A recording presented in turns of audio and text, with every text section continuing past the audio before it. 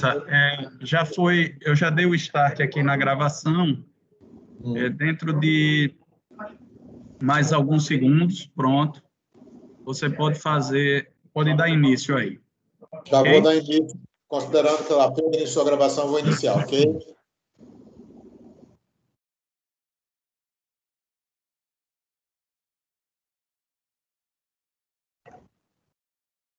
Assim. França está sem som. Pronto. Bom dia, senhoras e senhores. É com muito prazer que damos início à aula magna do curso A Nova Lei de Licitações e Contratos, a lei número 14.133/21. A nossa aula de hoje será proferida pelo ministro Augusto Nardes e será como tema a lei 14.133, com o tema como instrumento da nova governança. Esse curso é promovido pelo Tribunal de Contas do Estado de Sergipe, através da Escola de Contas Conselheiro José Amado Nascimento, que tem como diretor o conselheiro Carlos Pina de Assis, que também é o idealizador desse curso. Nós queremos dar início, primeiro, com os agradecimentos que entendemos ser necessários, porque são pessoas que fizeram com que chegássemos até aqui. O doutor Carlos Pina, como idealizador do curso, diretor da Ecojan, conselheiro Carlos Pina. Queremos agradecer ao pessoal da Ecojan, todo o pessoal da Ecojan, e em nome de todos eles, nós queremos agradecer inicialmente a doutora Carla Andrade, que é a coordenadora da Ecojan, e a doutora Ana Alice, que é a supervisora. Sem o auxílio desse pessoal, a participação efetiva desse pessoal, não seria possível a realização desse curso. Também de grande importância para que isso pudesse acontecer, nós temos a tecnologia da informação, através de Pedro e Miguel, e também a diretoria de comunicação, através do jornalista Adam Lima. Nós queremos agradecer a todas essas pessoas que fizeram que fosse possível a realização desse evento. Nós queremos também agradecer e dizer a relação dos convidados do conselheiro Carlos Pina para participarem desse evento. Professor Dr. Rafael Mariângelo, de São Paulo. Professora doutora Priscila Bigotti Donato, de São Paulo. Professor Dr. Nelson Mulherrat, de São Paulo. Professora doutora Tatiana Camarão, citada durante esse curso, de Minas Gerais. Dr. Ulisses Salles, de São Paulo. Conselheiro Eurípides Salles, do Tribunal de Contas dos Municípios de São Paulo. Professor Dr. Antônio Carlos Luque, diretor-presidente da FIP. Queremos registrar também ainda as participações da conselheira Suzana Azevedo, vice-presidente do Tribunal de Contas do Estado de Sergipe. A doutora Patrícia Verônica Nunes Carvalho Sobral de Souza, nossa diretora técnica. O procurador-geral, doutor Luiz, do Tribunal do Ministério Público, junto ao TCE, doutor Luiz Alberto Menezes. O doutor Ismar Viana, entre outras pessoas que, se não foram citadas agora, serão citadas ao final do curso. E, agradecendo essas pessoas, nós queremos ler, doutor Carlos Pina, um currículo. Aliás, não, doutor Pina, eu vou fazer o seguinte, eu vou primeiro passar a palavra ao presidente e leio o currículo do doutor Nardes antes da palestra dele.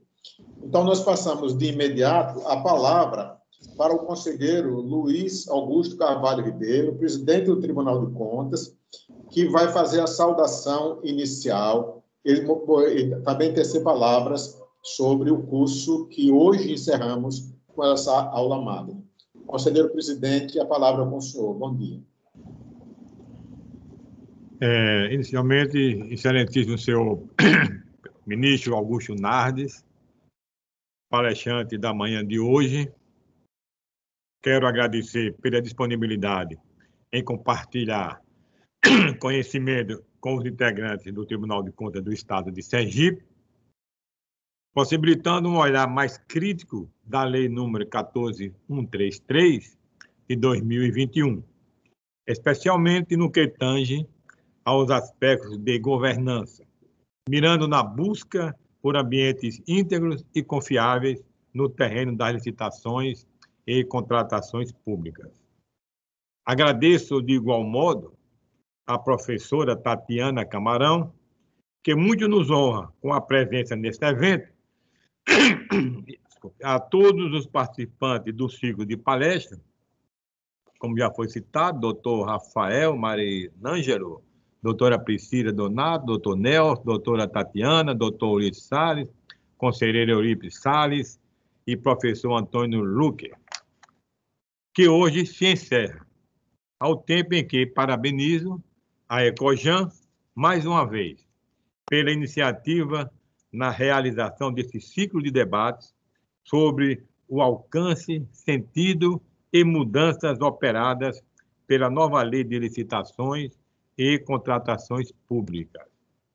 Serei breve no espaço reservado para que eu possa passar as minhas impressões sobre a lei, até porque temos muito a aprender com os notáveis especialistas no campo da governança, licitações e contratações no âmbito da administração pública brasileira. Aproveito o espaço para levantar alguns questionamentos, induzir singelas reflexões que, a meu sentir, parece integrar o radar daqueles que têm se debruçado sobre a matéria. Começo, então, questionando como se dará a aplicabilidade da nova lei de licitações e contratos. Haverá um prazo para as novas regras? Como isso impactará no funcionamento da administração pública? Primeiro, é preciso esclarecer que o artigo 194 é expresso ao afirmar que a lei entra em vigor na data da sua publicação. Embora não tenha trazido período de vacatio legis, é preciso discutir quanto à aplicabilidade dela. O artigo 191, de um regime de transição, o que eu considero salutar, até para fins de adequação ao texto, análise de impacto e risco, enfim, até o dia 1º de abril de 2023, poderá o gestor optar, licitar e contratar com base na Lei 8.666 de 1993. O que não pode é misturar os regimes. E quanto a este regime de transição, considero importante, de igual forma, atentar para o artigo 176, que traz um prazo de 6 anos para que municípios de até 20 mil habitantes estejam sujeitos ao cumprimento de alguns dispositivos da lei, dentre os quais o artigo 8º, que trata do agente de contratação, que deve ser um servidor efetivo. Intercambiando a discussão com uma suposta eficácia limitada da lei, considero que, exceto os pontos em que a lei traz de forma expressa a necessidade de regulamentação, os demais são dotados de eficácia plena. De que modo, a meu sentir, a condição de eficácia imposta pelo artigo 94, que versa sobre a divulgação do contrato e de seus aditamentos no Portal Nacional de Contratações Públicas, não constitui óbice ao vigor trazido pelo artigo 194. Para além desse aspecto, a lei extinguiu as modalidades tomada de preço e o convite, inovando com a inclusão da modalidade diálogo competitivo, uma inspiração europeia. O que se vê é que as modalidades passaram a ser definidas a partir da natureza do objeto e não mais em razão do valor, o que justifica, por maior razão, ambientes íntegros e confiáveis, principalmente quando se leva em conta que, com a nova lei, homologação e adjudicação fica com a autoridade superior, inclusive no pregão.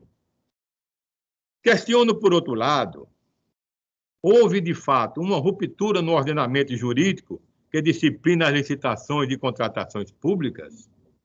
Quanto a esse ponto, o que percebo é que, embora não tenha havido uma ruptura, uma mudança significativa de paradigma normativo, há vários pontos que vêm sendo indicados como importantes.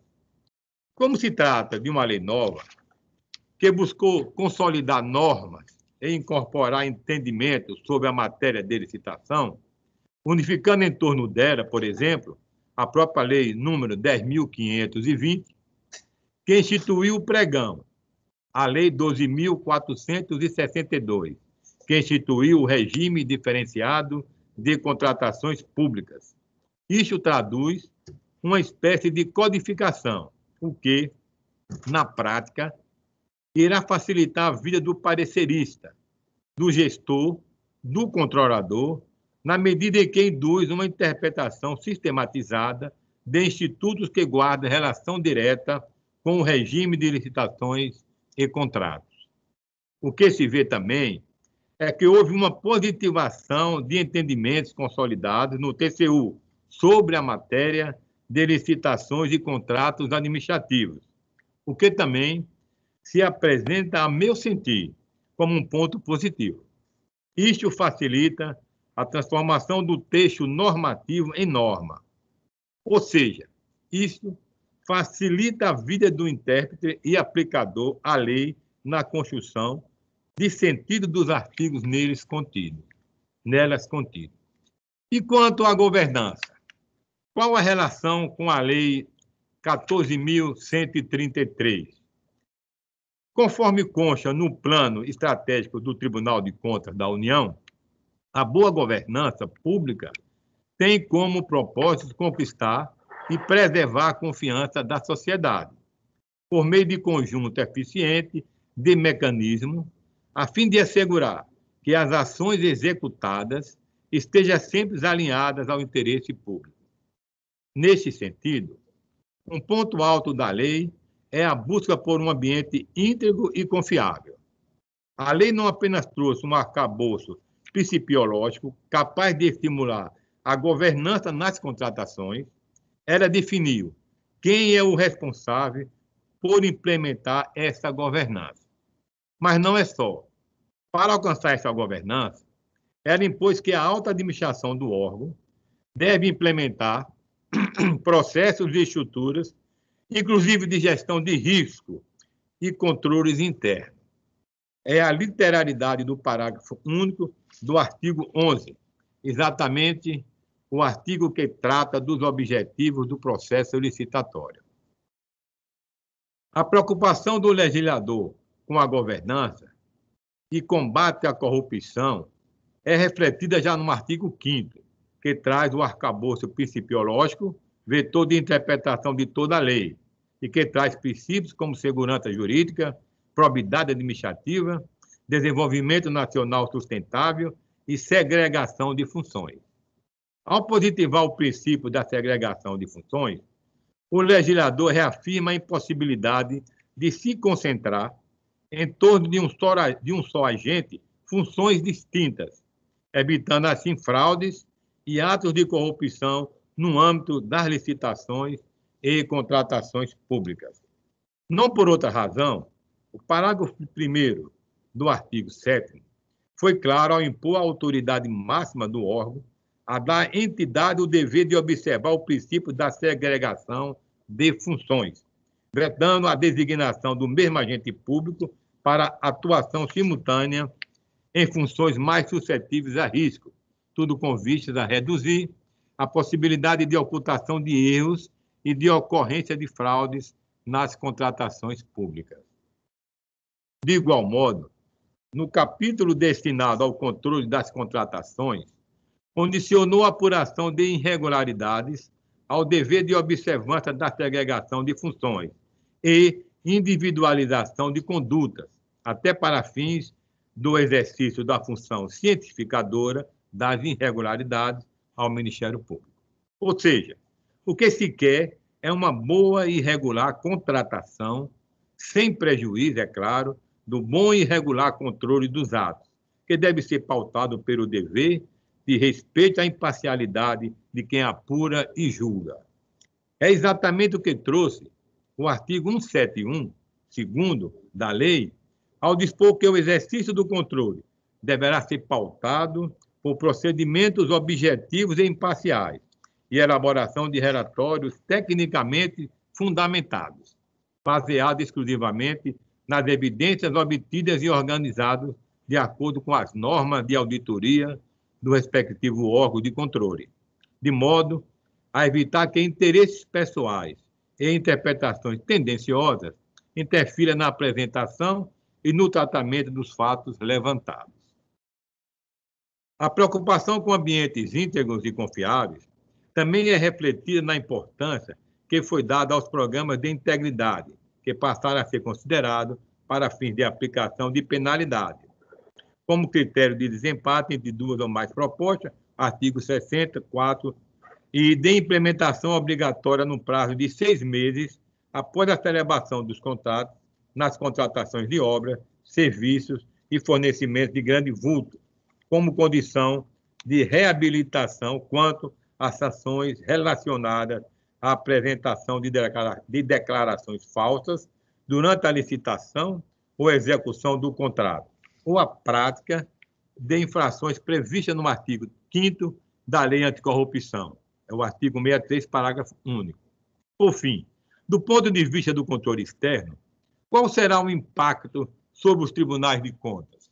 Primeiro, precisamos ter em mente que estamos diante de uma norma infraconstitucional, o que, por óbvio, precisa ser lida à luz da Constituição Federal, ou seja, as competências constitucionalmente outorgadas aos tribunais de contas não podem ser mitigadas pela Lei nº 14.133. Essa leitura, contudo, não pode levar o agente controlador a insurgências desarrazoadas ao cumprimento da lei.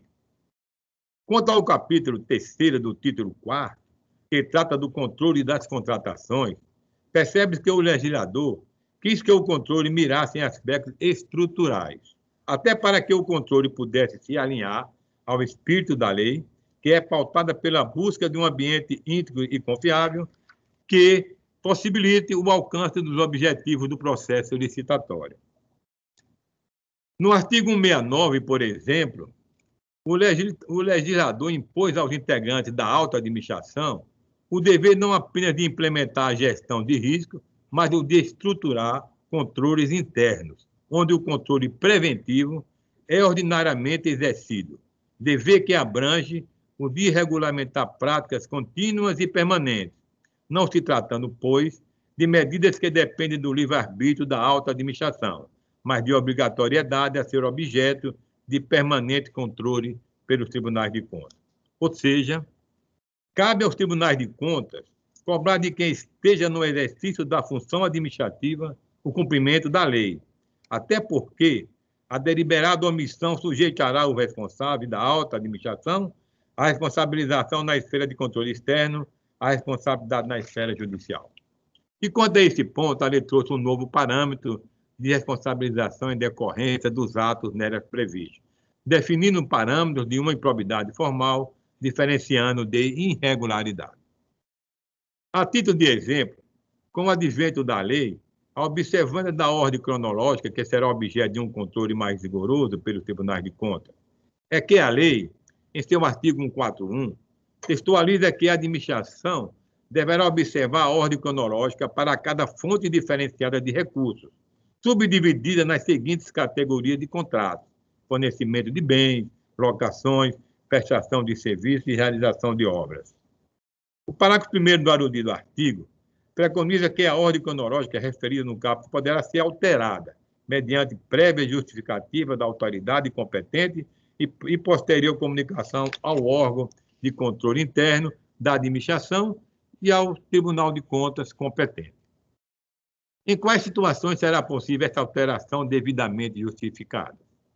Exclusivamente nas situações de grave perturbação da ordem, situação de emergência ou calamidade pública, pagamento a microempresa, empresa de pequeno porte, agricultor familiar, produtor rural, pessoa física, microempreendedor individual e sociedade cooperativa, desde que demonstrado o risco de descontinuidade do cumprimento do objeto do contrato. Pagamento de serviços necessários ao funcionamento do sistema estruturante, desde que demonstrado o risco de descontinuidade também do cumprimento do objeto do contrato. Pois bem, muito importante registrar que o texto da nova lei de licitações foi expresso ao dispor no parágrafo 2º do artigo em comento que a inobservância imotivada da ordem cronológica ensejará a apuração de responsabilidade do agente responsável. Diante deste novo panorama legislativo, os tribunais de contas já passaram a implementar meios para que o envio da justificativa de que trata o parágrafo 1º do artigo 141 possa ocorrer eletronicamente. No âmbito deste tribunal, senhoras e senhores que integram esta casa, já foi deflagrado estudos com vistas a buscar aderência a este dispositivo, até para que as unidades técnicas de auditoria e instrução processual possam, a partir do instrumento do acompanhamento, analisar eventuais ocorrências de irregularidade. Nesse mesmo expediente, foi alertada a Coordenadoria de Auditoria Operacional para que possa avaliar se há aderência da Resolução TC 311 de 2018, alterada pela Resolução 333 de 2019.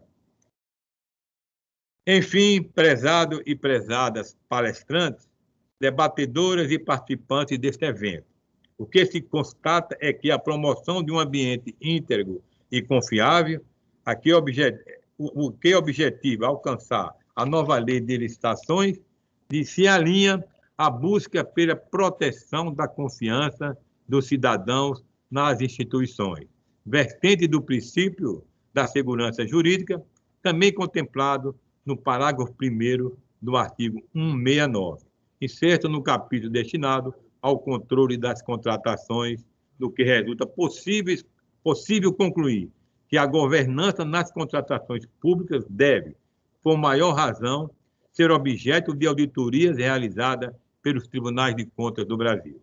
Estas são, senhores e senhoras, as minhas percepções iniciais sobre a lei número 14.133 de 2021, a tão falada Lei de Licitações e Contratações Públicas.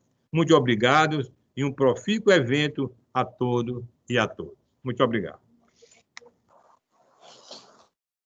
Com a palavra do conselheiro presidente, Dr. Luiz Augusto Ribeiro, é declarado oficialmente aberta o evento desta manhã, essa aula, com a aula magna que nós teremos a seguir com o conselheiro Augusto Nardes. Nós vamos fazer um resumo do currículo do conselheiro Augusto Nardes. O ministro Augusto, conselheiro não, ministro. O ministro Augusto Nardes, ele é de Santo Ângelo, no Rio Grande do Sul. Foi onde começou sua trajetória política ainda muito jovem. Seu primeiro cargo eletivo, ele tinha apenas 21 anos.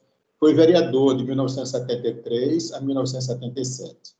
Foi deputado estadual constituinte de 86 a 90. Deputado estadual de 91 a 95. Sendo o mais votado do Estado no partido. Deputado federal de 95 a 99, também sendo o mais votado do partido no Estado. Deputado federal de 99 a 2003. Deputado federal de 2003 a 2005, quando renunciou ao mandato para assumir o cargo de ministro do Tribunal de Contas da União. O ministro Augusto Nardes tem uma intensa atividade partidária pelos cargos onde passou e onde ocupou. As atividades profissionais, ele foi diretor da empresa agrícola Onésimo Nardes, de Santo Ângelo. Produtor rural também muito jovem. Começou em 1975, lá em Santo Ângelo. Professor de Introdução à Economia do Instituto Lindolfo Collor, de Porto Alegre, no Rio Grande do Sul. Diretor por 6 anos, escritório de contabilidade em Santo Ângelo. Servidor da Organização Internacional do Trabalho em Genebra, na Suíça, por 2 anos. Os cargos públicos ocupados pelo ministro são os seguintes: diretor do CIMI, o Núcleo Regional de Santo Ângelo, em 1977, coordenador da Assessoria de Emprego da Secretaria de Trabalho e Ação Social de Porto Alegre, em 1982 e 1983, assessor da Secretaria de Coordenação e Planejamento de Porto Alegre, em 1984, secretário executivo do Fundo Urbano, em Porto Alegre, de 85 a 86, cargos em organizações internacionais, secretário executivo do FSU, a Organização das Entidades Fiscalizadoras Superiores dos países do Mercosul, Bolívia, Chile, em 2009 e 2012. Presidente do OLACEFES, Organização Latino-Americana do Caribe, e de entidades fiscalizadoras superiores, 2013 a 2015. Estudos e graus universitários. O ministro Nardes é formado em Administração de Empresas pela FISA Fundames, de Santo Ângelo, onde formou de 92 a 97. Entrou em 72, saiu em 77. Pós-graduação em Política e Desenvolvimento no Instituto Université de Tours de Genebra, na Suíça. Mestrado do Instituto de Desenvolvimento no Instituto Université de Tours, também na Suíça. Especialização em Estatística do Trabalho na JICA, Japan International Corporation. Outros cursos: de formação política, por primeiro estágio em Santo Ângelo, segundo estágio em Curitiba e terceiro estágio em São Paulo. O ministro Nardes participou de vários seminários, conferências e congressos no Brasil e no exterior. Tem uma atividade parlamentar muito grande no Congresso Nacional, na Câmara dos Deputados, e participou também de muitas comissões especiais. O ministro Nardes é portador de diversas condecorações pelo Brasil no Brasil e no exterior. E apenas, o conselheiro Carlos Pina, um resumo do currículo do ministro Nardes. E, com a sua autorização, nós passamos a palavra para a aula magna que será proferida pelo ministro Nardes, pedindo a todos os presentes às salas que desliguem seus microfones e suas câmeras, para que não haja ruído no momento em que o ministro estiver fazendo a palestra. Bom dia, ministro Nardes. Eu passo a palavra para a Vossa Excelência. Obrigado, Carlos. Obrigado ao presidente Luiz Augusto Ribeiro e ao Carlos Pina, especialmente, pelas colocações e introduções iniciais, para que a gente pudesse debater esse tema tão importante para o Brasil, que é a governança das aquisições, a Lei 8666, que agora é transformada e que tem um prazo para ser implementada. Eu fico muito feliz de encontrar pessoas tão importantes no contexto do país. Eu estou em Arinos, no interior de Minas Gerais. Aos poucos estou me tornando mineiro, né? Os gaúchos fazem uma mistura de mineirucho, né? Mineiro com gaúcho, porque sou produtor rural, uma coisa que eu comecei lá nos anos 75 com a minha família no Rio Grande do Sul, e boa parte dos gaúchos migraram para o centro-oeste. Eu estou aqui próximo de Brasília, entre Arinos e Buritis, na região noroeste de Minas Gerais. Um estado fantástico que cada vez eu fico impressionado com o potencial que tem o estado de Minas Gerais, não somente pela sua localização estratégica, mas especialmente pela capacidade imensa que tem, não somente na mineração, mas no agronegócio e em todos os setores. O potencial de Minas Gerais é imenso. Queria agradecer o convite e dizer que estamos num momento muito importante de transição no mundo, né?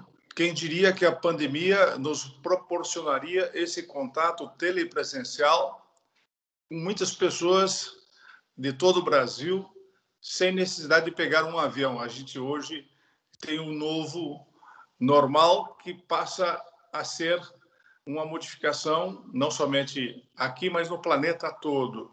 As mudanças digitais. Quando eu estudava lá em Genebra, eu via as ponderações que a Organização Internacional do Trabalho fazia sobre o futuro do emprego, que tantos empregos desapareceriam e muitos empregos surgiriam.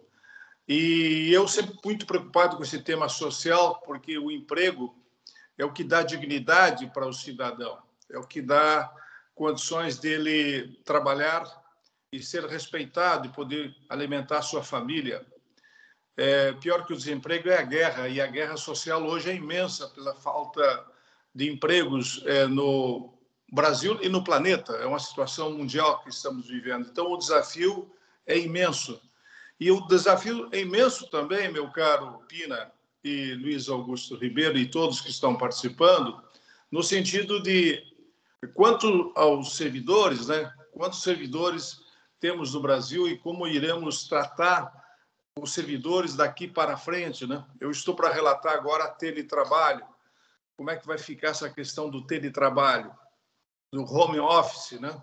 É um tema apaixonante também, porque mudou a forma de trabalhar. Se trabalha em casa, muitas pessoas, e como é que vai ficar isso? Então, como é que vamos nos adaptar a toda essa realidade? São interrogações que surgem para que a gente possa encontrar caminhos. Um debate como esse, meu caro Luiz Ribeiro e Pina, é muito importante para que a gente possa dissipar um pouco e estabelecer caminhos para o futuro do nosso país e o futuro em nível mundial. E nesse aspecto é que eu gostaria de começar a minha exposição fazendo algumas colocações iniciais para que a gente possa começar a instigar esse debate, né?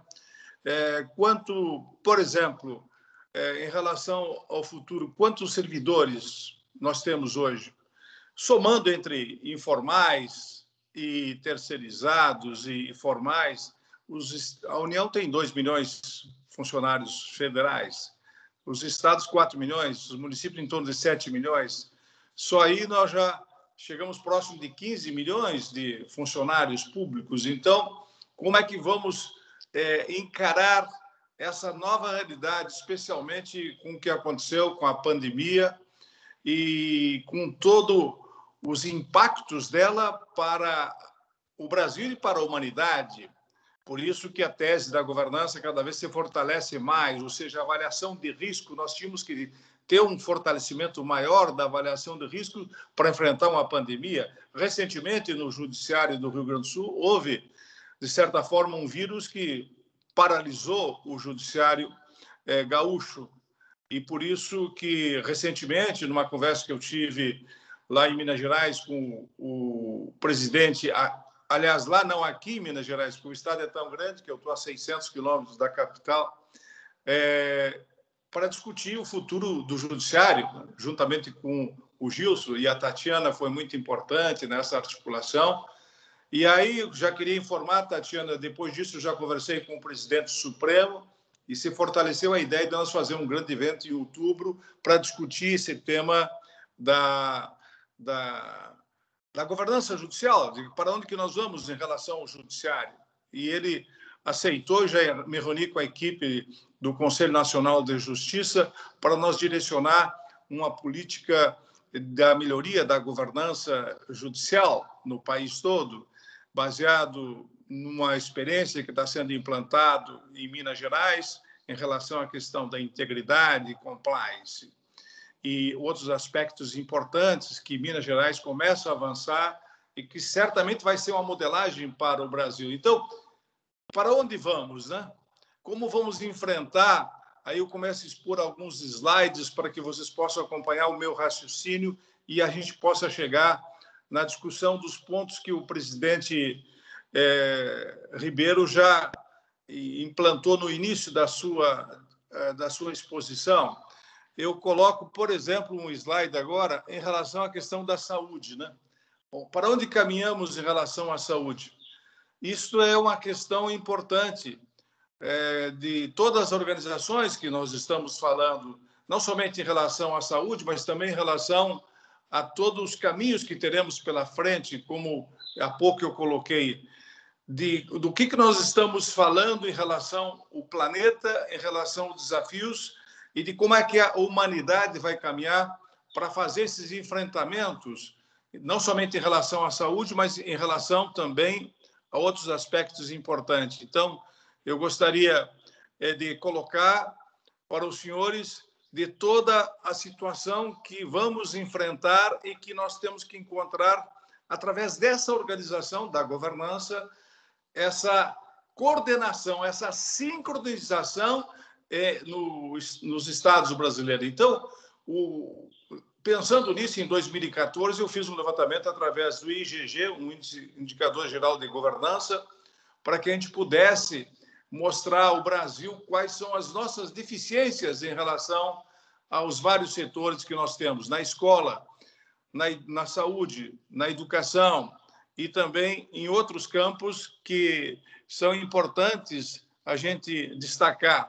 Em relação à energia, por exemplo, a notícia de hoje, né, e de ontem, nós estamos diante de uma situação de diminuição de águas que poderá impactar não somente aqui em Minas Gerais, mas em vários estados, também impactando o Sul, porque Minas Gerais, juntamente com Goiás, é o grande local da onde saem as águas para todos os nossos principais rios. Então, é necessário que a gente tenha noção de tudo isso que está acontecendo. Então, eu gostaria de colocar para vocês de que, pelo menos em relação à perspectiva de futuro, nós temos que ter esse planejamento com muita antecipação para evitar o que vai acontecer de errado em 2030 e 2040. Por isso que entra a tese da governança de forma muito importante. Eu queria agora, para a pessoa que está mostrando os slides, pedir que ele focasse em relação às aquisições, alguns aspectos. Por exemplo, vai aparecer aí uma estrada que tem um poste no meio, ou seja, mostra a desorganização que nós temos entre os municípios, Estado e a União, a incapacidade nossa de estabelecer um direcionamento e uma sincronização entre Estado, município e União em relação ao transporte, em relação à água, em relação à saúde, em relação a tudo que acontece, ao desenvolvimento sustentável, em todos os aspectos. Você tem dificuldades de fazer um encontro porque não está sincronizado o Estado, o município e a União. E é nesse sentido que eu tenho falado muito com a chefia de governo do presidente Bolsonaro, e já vinha falando lá atrás com Michel Temer, que nós temos que ter um centro de governo que estabeleça as prioridades mais importantes, não somente em relação à água, mas também em relação à saúde, em relação à educação. Aliás, falando em educação, eu fui escolhido agora relator para fazer uma grande auditoria nas universidades brasileiras. Como é que está o orçamento das nossas universidades? Como é que está a situação da governança das nossas universidades? A autonomia está dando certo? Como é que está o nosso corpo docente em relação às nossas universidades? Porque tudo isso também impacta no que concerne a política que precisa ser implementada no conjunto da nação, quando se fala em educação.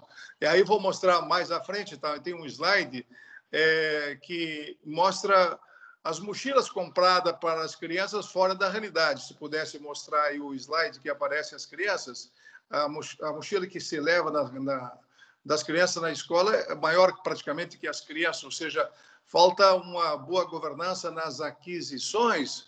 Então, isso mostra a realidade do Brasil. O próximo slide vai mostrar o que eu falei de nós termos poste no meio da estrada. Isso desorganiza a própria infraestrutura que é necessária. Então, é necessário estabelecer políticas que aperfeiçoam a governança de aquisições e mostrando mais para frente as obras inacabadas, 14 mil obras inacabadas no Brasil, ou seja, isto demonstra a incompetência nossa, 155 bilhões decorrente dessas 14 mil obras inacabadas estão sendo jogadas no lixo, porque as obras não são terminadas. Mostrando um pouco mais em relação à situação do Brasil, nós temos uma descrença. Isso é o grande desafio para nós que somos agentes públicos, meu caro Pina e meu caro presidente Augusto Ribeiro, é que nós temos de cada 8 em cada 10 brasileiros que não acreditam na sociedade ter eficiência dentro do serviço público e não acreditam que os recursos sejam bem aplicados. Na verdade, eles acham todos que são mal utilizados os recursos da União. E aí é um reclamo. Isso aconteceu em 2014, nos Jogos que estávamos preparando com o apoio da FIFA. Em 2013, aconteceu uma manifestação por parte da sociedade pedindo um padrão FIFA para o restante do serviço público brasileiro.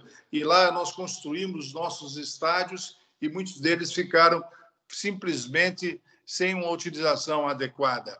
Aí eu mostro um outro slide que mostra a insatisfação da sociedade, né? Como é que nós vamos fazer para estabelecer uma satisfação da clientela que nós temos, seja através dos tribunais, a percepção e a expectativa é de insatisfação.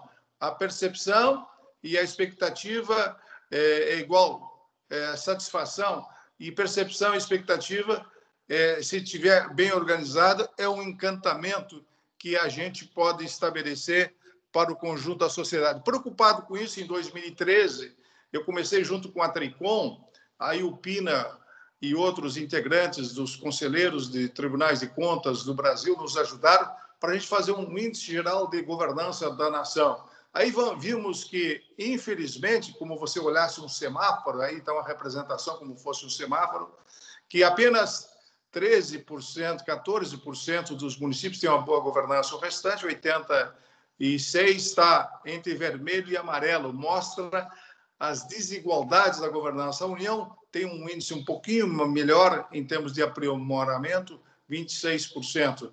Por isso que eu mostro ao lado sempre de toda essa administração pública um navio buscando um porto seguro e com tempestade permanente. É o que nós temos dentro da administração pública, nós temos que encontrar caminhos para um porto seguro da nação. Mas, para isso, nós temos que ter indicadores. E nós criamos indicadores durante esse período em que, juntamente com a Tricom e o Tribunal de Contas da União, nós criamos indicadores sobre governança nos municípios, nos estados da União, de 8.000 instituições. Peter Drucker dizia sempre que você, para poder conhecer a realidade, você tem que medir. Sem indicadores, você não consegue medir. Então, Peter Drucker mostra, no próximo slide, de que, para isso, é necessário você concorrer a um risco. Você, ao tomar decisões, você comete riscos, e aí a estratégia é muito importante. Para acontecer essas inovações, é necessário que você possa construir com perspectiva de mudança no planeta, e o Peter Drucker foi muito sábio em construir esta frase que é a questão da avaliação de risco, e que hoje nós temos toda uma estratégia dentro do Tribunal de Contas da União de avaliação de risco. Recentemente, numa conversa com o chefe da Casa Civil, tanto com o Braga Neto como o Ramos, eu mostrei que vocês têm que ter uma avaliação de risco permanente dentro da Casa Civil e da presidência para evitar erros. Aos poucos, nós vamos conscientizando os gestores que eles têm que ter o conhecimento de como é que funcionam todos esses manuais importantes para a administração pública. E por isso que eu faço mais uma vez questão de definir e esclarecer que a governança ela está acima da gestão. O que é a governança? E aí nós vamos falar de governança de aquisições, da governança de pessoas, governança de TI, as diversas governanças que mais à frente eu vou apontar para vocês. Então, a governança ela está acima da gestão.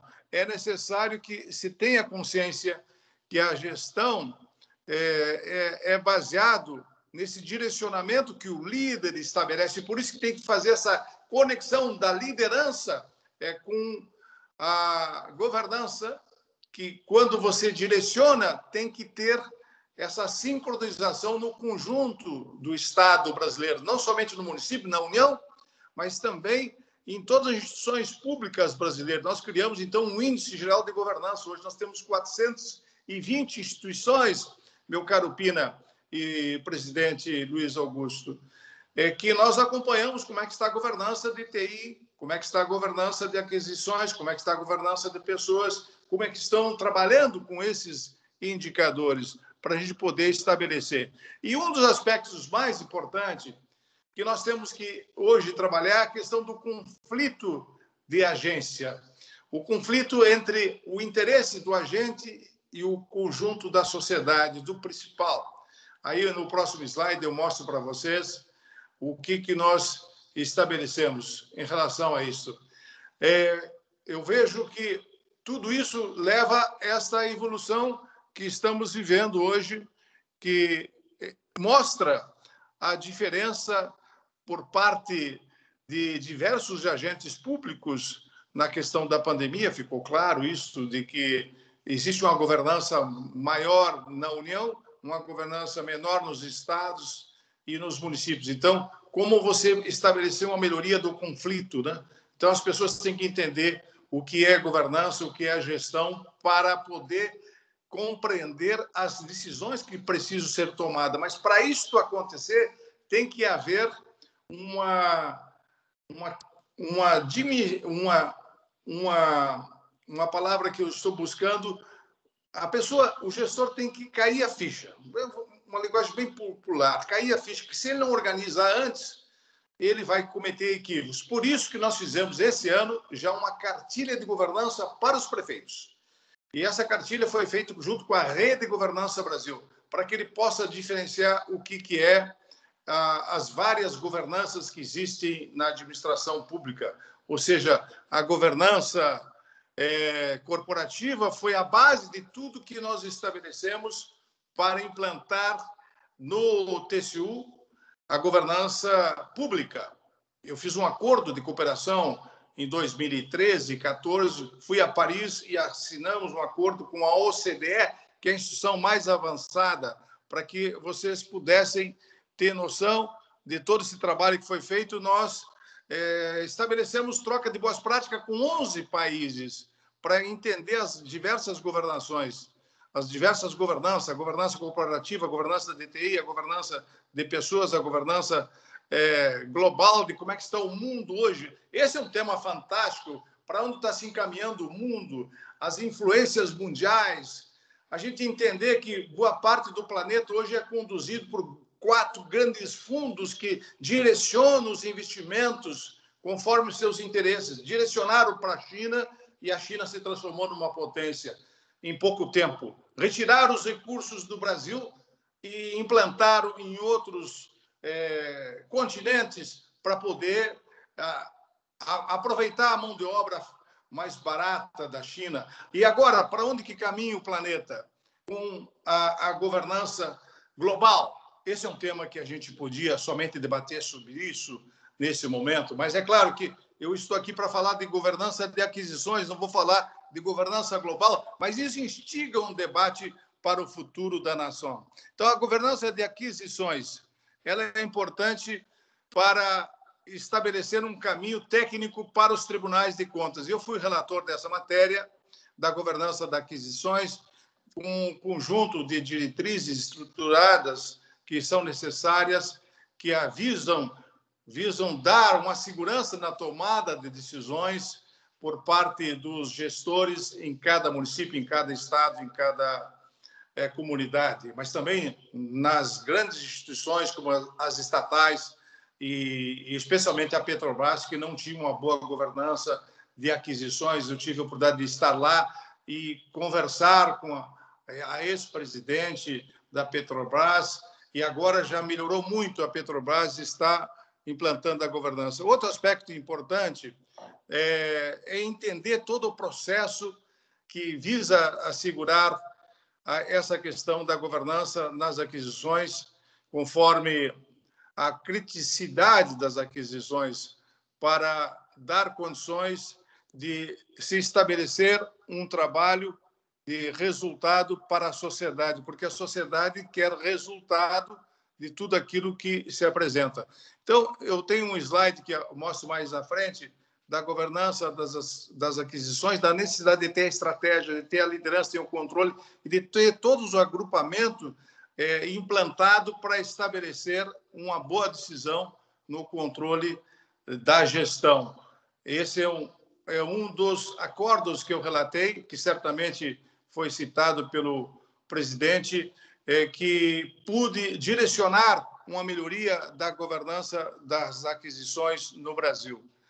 Continuando, tentando expor um pouco da lei, que é a novidade agora, que o presidente já abordou alguns aspectos, a Lei 14.133, que estabelece que a alta administração, ou a entidade que é responsável pela governança, vai ter que somar todos esses itens, como está sendo feito em Minas Gerais, ou seja, a melhoria da integridade, a melhoria da governança de compliance, vai dar condições para que a alta administração possa implementar uma estrutura de gestão, de controle. Para isso tem que funcionar o controle interno, tem que funcionar o controle externo para que a gente possa implementar esta nova lei que se adapta a uma realidade mais moderna. Quando foi feita a 8666, ainda pelo deputado Luiz Roberto Ponte, nós tínhamos uma realidade. Hoje a realidade é totalmente diferente. Então, nós tivemos que adaptar essa nova lei. Mas isso eu vou deixar mais para um debate que vocês vão dar na sequência sobre esse tema. Eu gostaria de colocar alguns aspectos, ainda que eu considere importante, para que vocês possam ter noção da Lei 14.133. Nós estabelecemos, no seu artigo 169, o tribunal deu várias sugestões lá para o Congresso, inclusive, quando eu presidi, eles pediram um grupo de 4 auditores nossos, onde que nós estabelecemos a primeira linha de defesa, que é integrada por servidores públicos e dando essa estabilidade dos agentes de licitações para que tenha uma governança de médio e de longo prazo. A estabilidade é muito importante dos funcionários públicos. A segunda linha de defesa, que é do assessoramento jurídico e de um controle interno, que é fundamental para a tomada de decisão. E a terceira linha de defesa, integrada por um controle interno da administração, fortalecendo o sistema Tribunal de Contas dos estados e da União. Essa foi uma sugestão que eu passei, na época, na presidência do Tribunal de Contas da União, para os congressistas que foram nos visitar e pedir apoio nessas questões. Outro item que eu considero importante é a gestão por competências, né?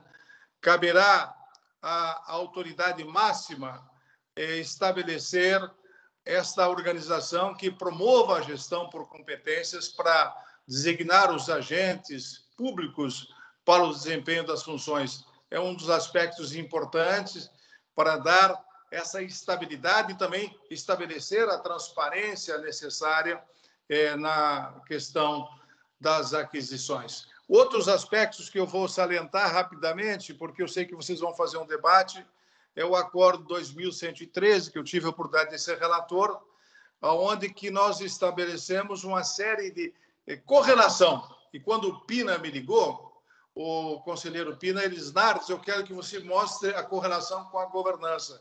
E aí, nesse slide, eu mostro a correlação da gestão de aquisições com a governança, da importância da abrangência com a questão da liderança e com a estratégia, com o controle e melhorando a governança de pessoas. Tem tudo a ver com a governança. Você pode estabelecer um processo mais transparente e dar condições de se fazer um trabalho com mais eficiência, estabelecendo toda uma estrutura para que possamos ter um bom edital na questão da governança sendo implementado desde o seu início e assim se estabelecer um resultado positivo para o conjunto da administração pública. Agora, eu mostro mais alguns acordos também do 2113 do plenário, que estabelece as dificuldades da governança das aquisições. Como não tem uma boa governança, não tem uma boa liderança, não tem uma boa estratégia, um bom controle, vocês estão vendo aí que aparece o vermelho como destaque e o verde, que deveria ser o ideal, em situação menor, conforme a pesquisa que eu estabeleci em 2015 para fazer um levantamento de como é que estava a governança dos estados, município e União. Esse é um resultado dos estados, município e União, e que os estados estão com um número muito inferior em relação à União, em relação à governança de aquisições e também em relação aos municípios, há uma dificuldade maior por falta de pessoal qualificado. Outro item que eu mostro para vocês poderem ter uma dimensão da importância da governança em relação ao risco, né? O estabelecimento de controles internos, quando não funciona de forma adequada, o risco é muito maior. Recentemente, no trabalho do Tribunal de Contas da União, nós vimos que as instituições que têm mais recursos e que não estão organizadas adequadamente, elas têm um risco de corrupção muito maior, mesmo naquelas instituições que têm uma estrutura melhor, se não tem a governança adequadamente. Foi o que aconteceu com a Petrobras, que começaram 4 refinarias, aí em Pernambuco, Abreu Lima, no Maranhão e no Ceará, 2 refinarias que foram iniciadas, fizeram terraplanagem e gastaram 3,8 bilhões, que acabou não sendo utilizado esse recurso para nada. Então, eu mostro um pouco do risco, da importância, mas, além disso, também da governança de pessoas, que eu considero fundamental. Na Rede Governança Brasil, nós criamos agora um comitê de governança de pessoas. Nós temos que treinar e preparar bem as pessoas. Agora, mudando a situação do novo normal, como nós vamos treinar de forma mais adequada com o ensino que passa a ser telepresencial? Um grande questionamento que eu farei agora nessa auditoria das universidades é para onde está indo a nossa educação. Já estou questionando em relação à auditoria que começou o ano passado, do ensino médio, para onde vai o nosso ensino médio? Então, a governança de pessoas é muito importante para fazer o link da nova tecnologia de TI que estamos implementando. Agora também com um novo desafio, que eu também serei relator no tribunal, que é LGPD, dados. Como é que vamos utilizar todos esses dados em relação às informações que tem das pessoas e da própria administração pública? São interrogações que nós temos que encontrar um caminho. A Europa já avançou mais que nós em relação a essa questão de LGPD. Eu estou, inclusive, estudando a legislação europeia para poder estabelecer ainda nesse primeiro semestre um direcionamento, como é que vai ficar a administração pública em relação à questão de dados, das informações que esses grandes grupos possuem em relação ao conjunto das pessoas, e como é que nós vamos administrar esses dados dentro da administração pública brasileira. Então, LGPD é um grande desafio que teremos pela frente. Mas também todos os processos, aí eu mostro no próximo slide as dificuldades que nós temos para estabelecer uma padronização nos editais que são utilizados. Então, nós temos que ter minutas para estabelecer esse sincronismo, essa coordenação no conjunto da nação. Como nós temos dificuldade entre os ministérios de trabalhar com os estados e municípios, nós também temos dificuldades em estabelecer um padrão para poder ter um trabalho mais eficiente e mais eficaz nessa parte de toda a estrutura do Estado brasileiro.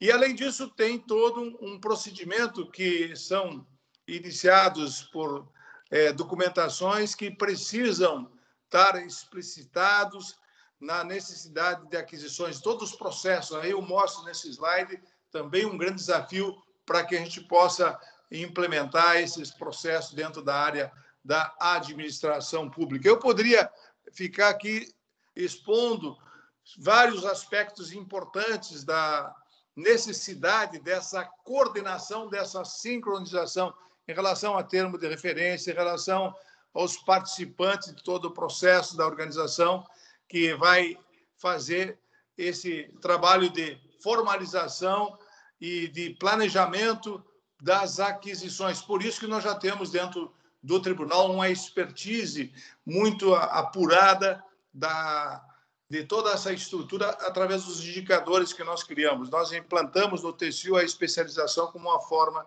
de avaliar toda a estrutura da administração pública, de como é que são estabelecidos esses digitais e todos esses contratos que podem dar uma condição de resultado eficiente para o conjunto da administração.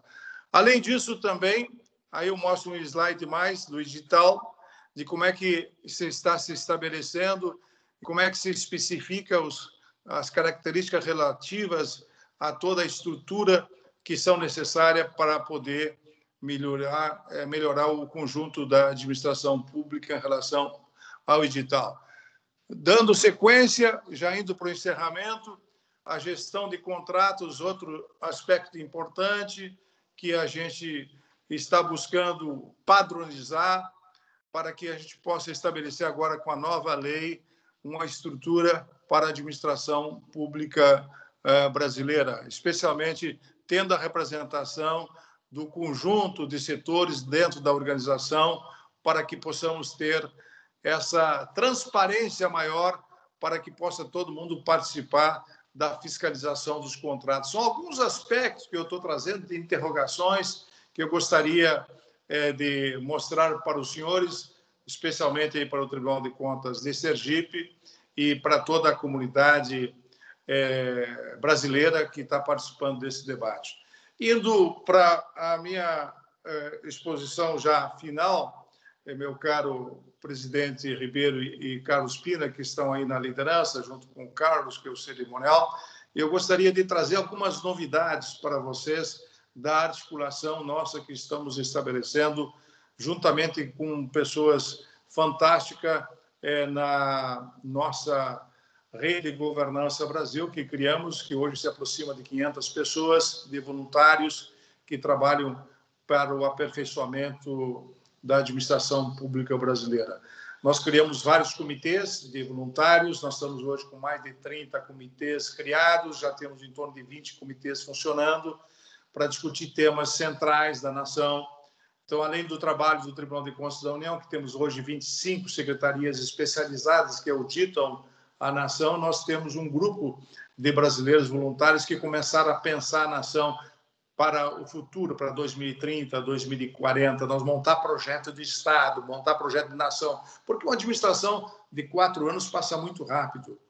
E se você não organiza e você não pensa a médio e a longo prazo o país, você acaba cometendo muitos equívocos. Então, é necessário a gente pensar o Brasil independente de questão política partidária, de questão ideológica. Nós montamos um grupo de brasileiros que estabelecem esse debate para criarmos perspectiva de planejamento estratégico, de avaliação de risco, de metas para a nação e também para os estados, para os municípios. Então, nós criamos uma cartilha de governança dos municípios, estamos agora criando uma cartilha, e isso é importante para todos os tribunais, que eu vou falar, de LGPD, uma cartilha de LGPD, para informar como é que deve ser feito todo esse procedimento de dados, isso através da Rede Governança Brasil. E estamos criando também uma cartilha sobre desenvolvimento sustentável. Então, junto com esses brasileiros que se dispõem a trabalhar voluntariamente, nós estamos criando alternativas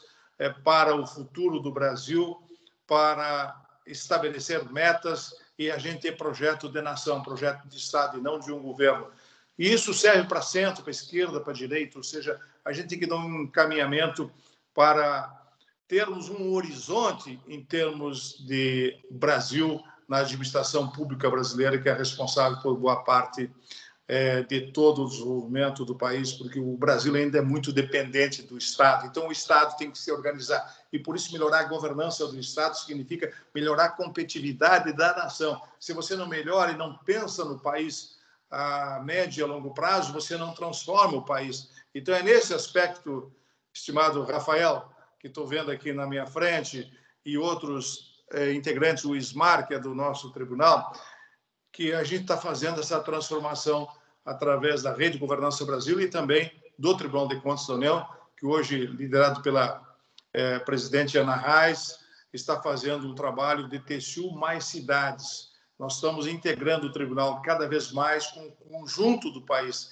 Inclusive, nós fizemos lá atrás, o Pina nos ajudou naquela época, me parece que ele era o presidente, nós fizemos um diálogo com todos os tribunais de contas dos estados, fomos em todos os estados brasileiros. Eu acho que o Tribunal de Contas tem que fazer um trabalho preventivo, orientativo e não somente punitivo. Claro que temos que punir, mas não é somente isso que vai nos dar caminhos para buscar eficiência, eficácia e efetividade. Nós teremos eficiência, eficácia e efetividade se a gente consegue se antecipar com os indicadores, mostrando o caminho, meu caro Luiz Augusto Ribeiro, presidente do TCE de Sergipe. Nós vamos conseguir estabelecer credibilidade para os tribunais de contas se buscarmos um trabalho técnico eficiente para mostrar aonde estão os indicadores de dificuldade de cada instituição pública. E isso nós estamos fazendo. Quando eu recebo um ministro no meu gabinete do governo, eu já digo para ele: o senhor está com dificuldade em governança de TI, o senhor está com dificuldade em governança de pessoas. O próprio judiciário, hoje, eu conversei longamente com o presidente do STF a semana passada, decorrente desse trabalho belíssimo que Minas Gerais está fazendo, e disse para ele: os senhores têm deficiência em governança de TI e governança de pessoas. E ele já me disse: ministro Nardes, nós queremos estabelecer agora um sistema digital em toda a nação, e por isso queremos conversar com o Tribunal de Contas da União. Já providenciei, a semana que vem nós vamos conversar com o Tribunal de Contas antes de iniciar o processo, nos orientar tecnicamente para que não cometa nenhum equívoco nas futuras aquisições na área digital. Acho que isso aproxima, esse diálogo, Pina, é que vai nos dar condições de transformar o país competente. Se não se estabelecer esse tipo de cooperação, esse tipo de diálogo, você fica um quebrando cabeça com o outro, um dificultando a vida do outro. O Estado, em vez de ser um facilitador do desenvolvimento, passa a ser um impedidor do desenvolvimento. Esse tipo de diálogo que nós temos que construir, claro, respeitando a legalidade, mas buscando um horizonte maior para a nação. Agradeço o convite, Pina, você que fez o contato conosco, ao Luiz Augusto Ribeiro e a todos os integrantes desse evento, e certamente os especialistas agora vão continuar debatendo e mostrando caminhos para o futuro da nação, especialmente vindo esse movimento aí de Sergipe, que é um estado pequeno, mas valoroso, com gente muito competente, como são os representantes do Tribunal de Contas do estado de todo o Nordeste, especialmente Sergipe. O nosso grande abraço e muito obrigado pelo convite. Encerrada a palestra do ministro Nardes, eu gostaria de pedir licença ao doutor Carlos Pina, que ele passa aí a palavra.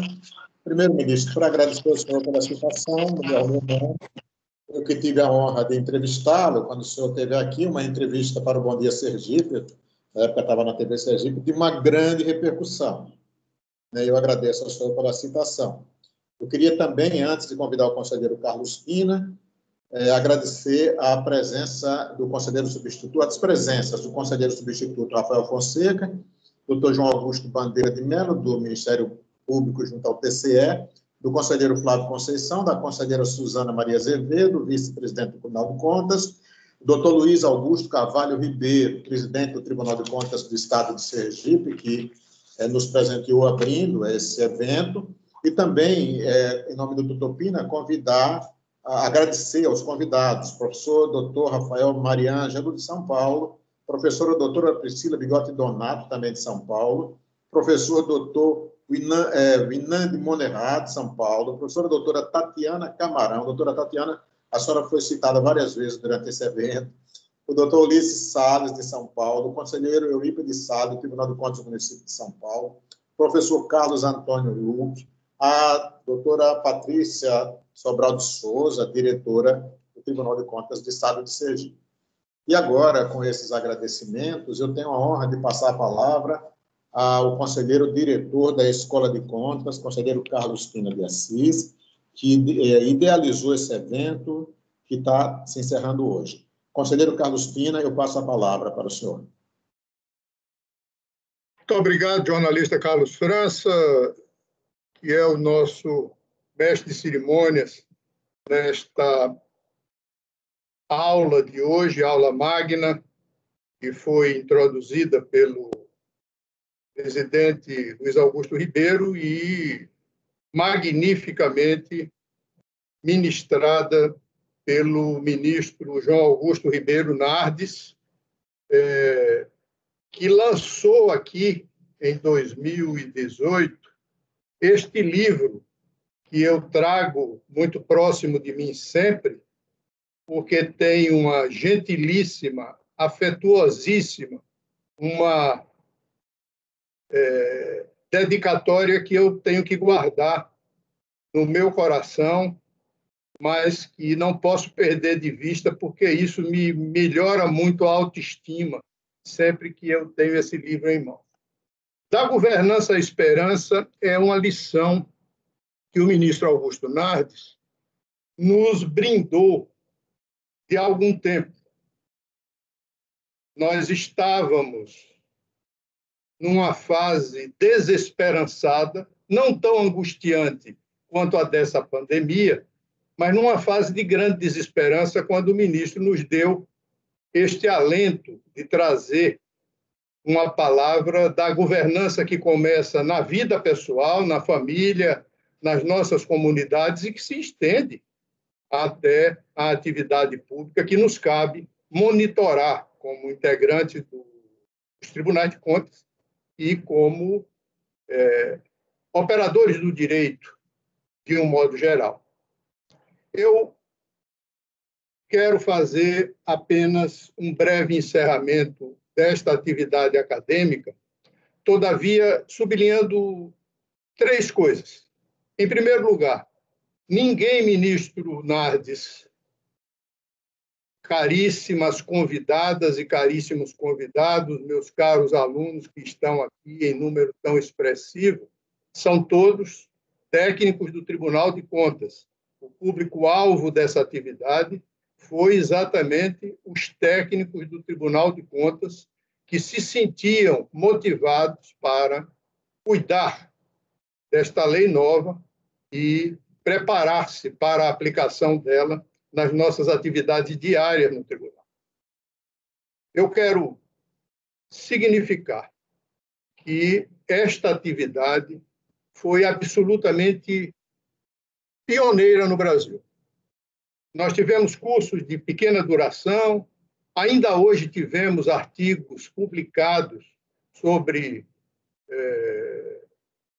lei de licitações e compliance, um artigo recente que eu li agora pela manhã, publicado pelo ex-ministro Sérgio Moro. E também tivemos cursos que foram concentrados em poucos dias. Um curso de média duração, com a profundidade que nós pudemos organizar este, contando pela própria necessidade de sermos breves na análise da lei e no estudo do que se dispunha, e não é muito que se dispunha, em matéria de doutrina, fez com que nós utilizássemos em 90% os recursos da casa. O procurador-geral, que está nesta sala, está aqui presente, doutor Luiz Alberto Menezes, iniciou essa atividade. Depois tivemos, na sequência, o conselheiro Flávio Conceição de Oliveira Neto. Depois tivemos a professora Patrícia Verônica. Depois a conselheira Suzana Azevedo. Na sequência, também, o procurador João Augusto Bandeira de Mello, o conselheiro substituto Rafael Fonseca. E, com essa pleiade de integrantes do nosso corpo técnico, do nosso corpo decisório do tribunal, completamos com a manifestação de hoje do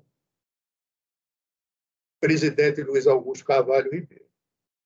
E convidamos para abrir este curso o jovem e querido professor mineiro Luciano Ferraz, e para coroar o maior êxito, para encerrar a atividade, exatamente o ministro João Augusto Ribeiro Nardes. Eu tenho aqui, como background, os retratos de meu avô e de meu pai. E tenho a lembrança de que, na missa de hoje, aquela igrejinha dos jesuítas da Praia do Saco, na fronteira de Sergipe com a Bahia,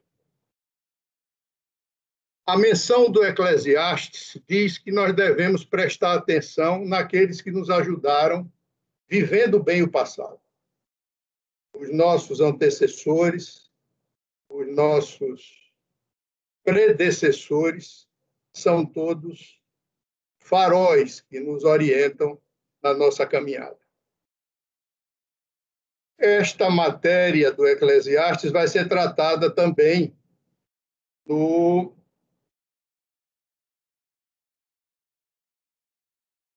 seio de um lugar muito caro ao ministro Augusto Nardes. Ela vai ser tratada na Igreja Maior de Santo Ângelo, que é a Catedral Angelopolitana, na qual se lerá esse texto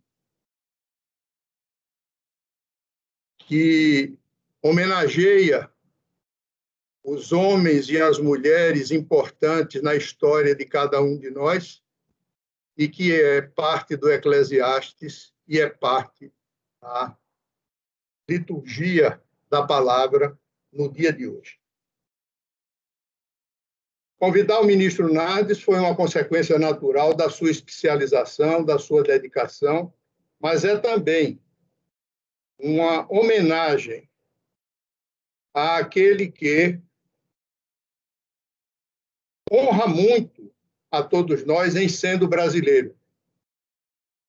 Honra especialmente em sendo brasileiro e gaúcho.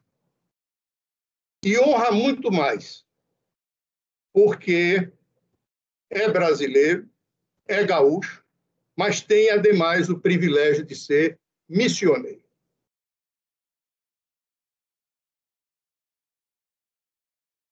É um homem das missões.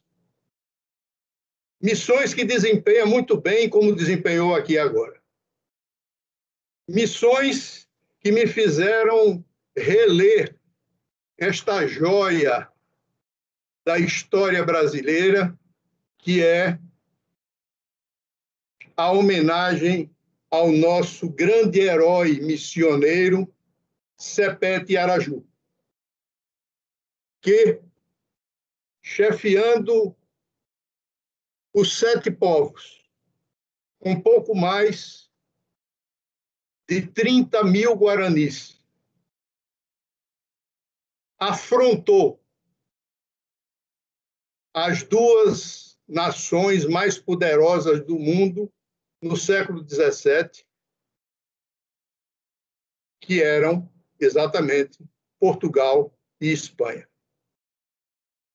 É essa coragem que leva o ministro Augusto Nardes a enveredar por novos caminhos, a tomar a iniciativa de congregar brasileiros e brasileiras nos seus projetos de melhoria da administração pública no Brasil,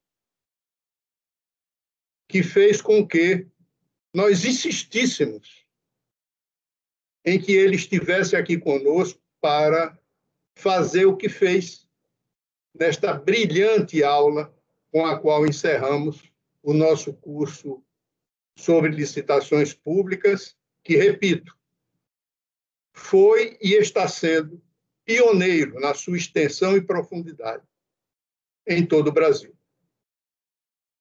Quero agradecer a presença de todas e de todos os convidados, da conselheira vice-presidente, do conselheiro presidente, do conselheiro Flávio Conceição, cuja presença também se anunciou aqui, embora eu não divise a tela do meu computador. Das figuras que enaltecem muito o estudo que se faz da legislação nova do Brasil, especialmente a dos professores que cuidaram de licitações de obras públicas na perspectiva do TCU, em livro que já mostrei aqui, que recomendo a todos, os professores Nelson Vinandi Bonerá, Priscila Bigode Donati e Rafael Marinângelo, e,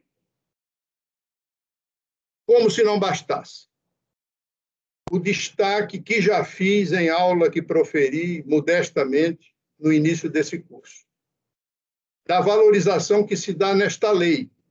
E não é por acaso essa valorização. O projeto de lei que resulta na Lei 14.133, começou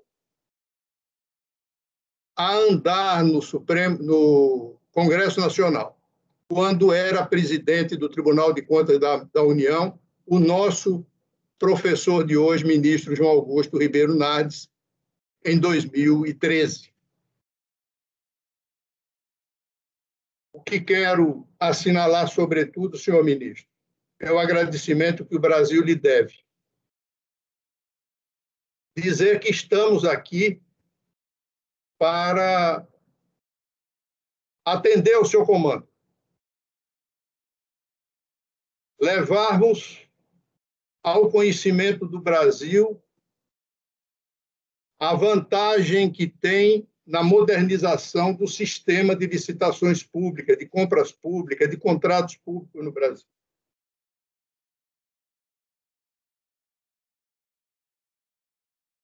Quero, afinal, dizer que a palavra da professora Tatiana Camarão,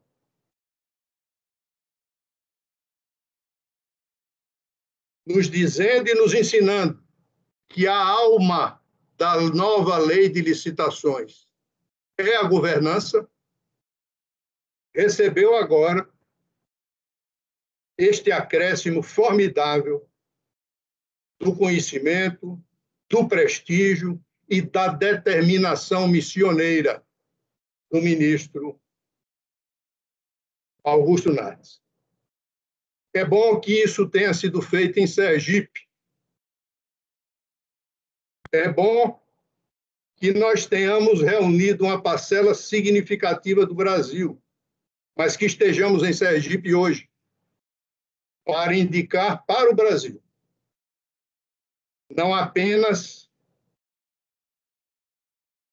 o que se deve fazer, mas como fazer, do modo didático, do modo eficaz, do modo efetivo com que propõe o ministro Augusto Nardes neste nosso encontro de hoje.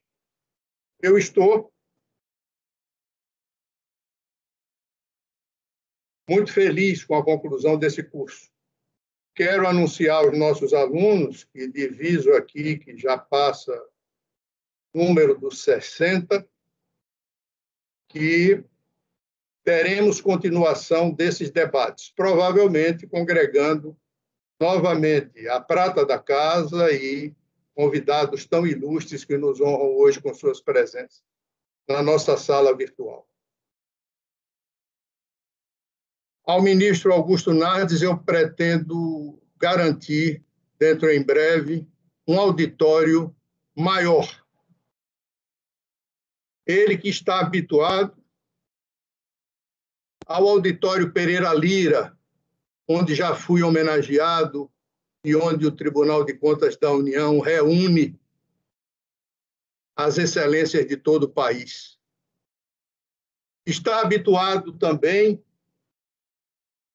ao auditório plenário que leva o nome do ministro Luciano Brandão Alves de Souza, do egrégio Tribunal de Contas da União.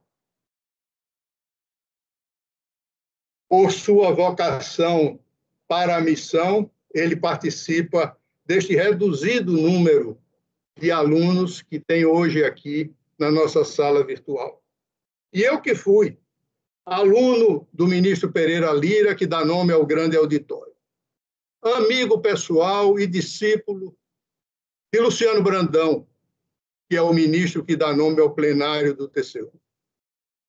Tenho certeza de que onde eles estão, estarão me aplaudindo por ter convocado aquele que, mais do que qualquer outro, representa hoje essa disposição do Tribunal de Contas da União de fazer um controle externo de boa qualidade e ser a sede, como consta do artigo 173 da Lei 14.133, de 1º de abril.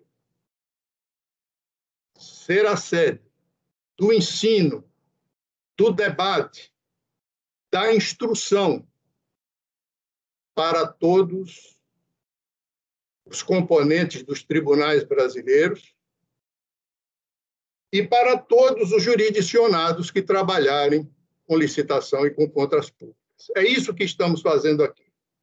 É por isso que agradeço tanto a presença de todos, a frequência dos alunos e, especialmente, este encerramento magistral do ministro João Augusto Ribeiro Nardes, a quem Sergipe sempre deverá, como sucessor de um valente missioneiro, capaz de arrostar qualquer perigo, qualquer dificuldade, qualquer percalço, para atingir os objetivos que são os objetivos da República, que são os objetivos da nação, que são os objetivos das brasileiras e dos brasileiros de boa vontade, dos quais somos nós representantes, e a quem eu quero especialmente dedicar o esforço que tivemos durante todo esse mês de maio para dissecar a nova lei de licitações. É com essas palavras de agradecimento, senhoras e senhores, que eu declaro encerrado o curso de aperfeiçoamento na nova lei de licitações, iniciado em 29 de abril próximo passado e encerrado agora com a presença tão significativa de Vossas Excelências, queridos convidados, professor Antônio Luque, inventor de uma relação muito estreita entre a universidade e os tribunais de contas, a partir da USP e da FEA-USP de São Paulo. Muito obrigado a todos. Está encerrada esta aula.